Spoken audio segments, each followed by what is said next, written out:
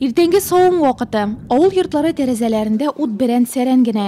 Нурлат сите хуҗалыгы терлекчелек объектларында исә эш кайный. Район башлыгы терлекчеләр белән аралаша. Янәшәсендә Нурлатның баш агрария Ислам Сафиуллин. Хуҗалыкның терлекчелек тормагында эш көйле бара. Быел биредә сөтчелекнең продуктлылыгын 5, ит җитештерүне 10% арттырырга ниятлиләр. 11-дә 8 бу сыерга и 8 тоннага якын балыкка сөт савабыз. Быел уже үткән елдага караганда 60 башка бузаулары да күбрәк булды. Маллар рационы баланслы булырга тиеш, китүне яңарту мөһим. Карау аралашу барышында бүген терлекчелектә актуаль булган барлык проблемалар да күтәрелде. Ирс хуҗалыгында савым сыерлары 300-дән артык. Һәр малга тәүлек сайын 15 кг синаж, 10 кг силос, катнаш азык бирәләр.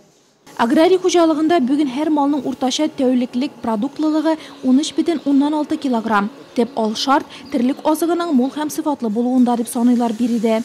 Кормов изготовлен за 1,5 года, хватает. Коров порождаем 6 килограмм зерна порождаем, 1,5 килограмма это пивная дробина, плюс к этому зерна, силос вдоволь.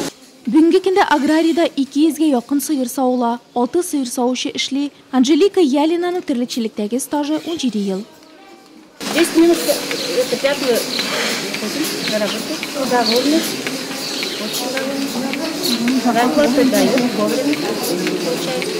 Узган елгы нәтиҗәләр агымдагысына бурычлар. Район башлыгы Нурлат агро хуҗалыгы белгечләре белән аралашканда перспектив планнар да тәгаенләнде.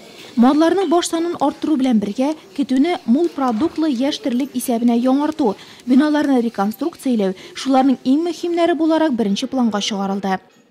Жом, сенаж, жом заводили весь, да. Вот только свежий, приезжаем, берем. Вот когда вывели. А других добавок тоже не используется. И полиэтилен, каталозы добавляют, полисахариды. Бүген Тулайым район буенча һәр сыердан 12,16 кг сөт саула. Бу узган елдагыдан шактый артык. Әмма шик түгел. Әлегәчә файдаланылмаган резервларны эшкә җигү мөмкин дигән нәтиҗә ясады Равил Кузеров.